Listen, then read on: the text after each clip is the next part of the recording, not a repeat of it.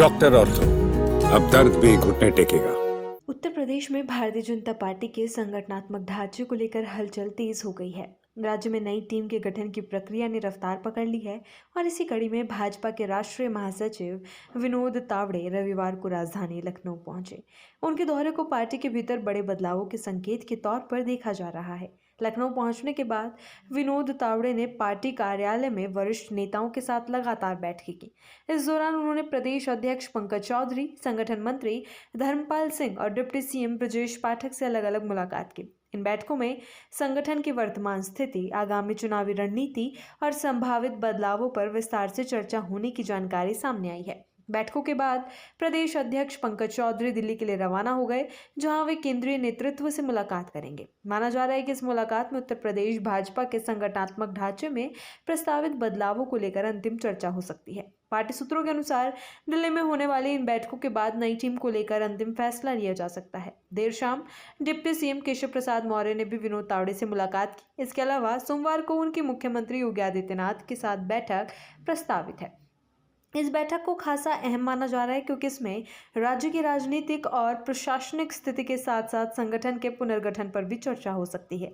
सूत्रों के मुताबिक विनोद तावड़े का ये दौरा केवल औपचारिक नहीं है, बल्कि वे राज्य की जमीनी हकीकत का आकलन कर रहे हैं। वे पार्टी कार्यकर्ताओं, नेताओं और विभिन्न वर्गों के प्रतिनिधियों से बातचीत कर फीडबैक ले रहे हैं। इस फीडबैक के आधार पर वे पार्टी हाईकमान को एक विस्तृत रिपोर्ट सौंपेंगे, जिसके बाद संगठन में बदलाव और राजनीतिक नियुक्तियों पर मुहर लग सकती है। इस बीच पार्टी कार्यालय में पूर्व सांसद हरीश द्विवेदी की मौजूदगी भी चर्चा में रही। साथ ही उत्तर प्रदेश सरकार की महिला मंत्रियों को भी कार्यालय बुलाया गया है। माना जा रहा है कि उनके साथ नारी शक्ति वंदन अभियान को लेकर विशेष चर्चा की जाएगी। यह अभियान महिलाओं के सशक्तिकरण और राजनीतिक भागीदारी को बढ़ावा देने के उद्देश्य से पार्टी की रणनीति का हिस्सा माना जा रहा है। भाजपा के भीतर ये हलचल ऐसे समय में हो रही है जब हाल ही में नितिन नबीन को पार्टी का राष्ट्रीय अध्यक्ष नियुक्त किया गया है।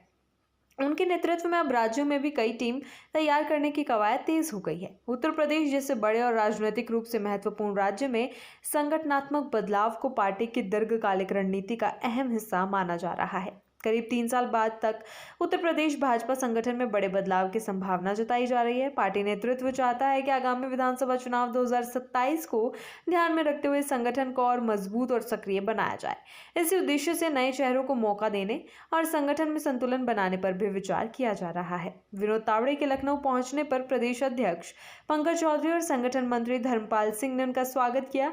इस दौरान पार्टी के कई वरिष्ठ नेता भी मौजूद रहे। ये दौरा न केवल संगठनात्मक समीक्षा के लिए अहम है, बल्कि इससे पार्टी के भीतर नई ऊर्जा और दिशा देने की भी कोशिश की जा रही है। इसी बीच डिप्टी सीएम ब्रजेश पाठक ने संगठनात्मक बैठकों को लेकर कहा कि भाजपा में इस तरह की प्रक्रियाएं लगातार चलती रहती हैं और ये कोई नई बात नहीं है। उन्होंने कहा कि पार्टी का हर कार्यकर्ता और नेता केंद्रीय नेतृत्व के निर्देशों के अनुसार काम करता है। उन्होंने प्रधानमंत्री नरेंद्र मोदी की योजनाओं का जिक्र करते हुए कहा कि भाजपा सरकार गरीब कल्याण की योजनाओं को अंतिम व्यक्ति तक पहुंचाने के लिए प्रतिबद्ध है। ब्रजेश पाठक ने यह भी कहा कि मुख्यमंत्री योगी आदित्यनाथ के नेतृत्व में उत्तर प्रदेश की कानून व्यवस्था की देश भर में सराहना हो रही है। उन्होंने दावा किया कि 2027 के विधानसभा चुनाव में भाजपा एक बार फिर प्रचंड बहुमत के साथ सरकार बनाएगी। राजनीतिक बयानबाजी के बीच ब्रजेश पाठक ने समाजवादी पार्टी प्रमुख अखिलेश यादव पर भी निशाना साधा। उन्होंने कहा कि अखिलेश यादव को लगता है कि जैसे संपत्ति वसीयत से हस्तांतरित होती है, वैसे ही सत्ता भी मिल जाती है, जबकि लोकतंत्र में ऐसा नहीं होता। उन्होंने कहा कि सत्ता उसी को मिलती है जिसे जनता का आशीर्वाद प्राप्त होता है। डॉक्टर ऑर्थो, अब दर्द भी घुटने टेकेगा।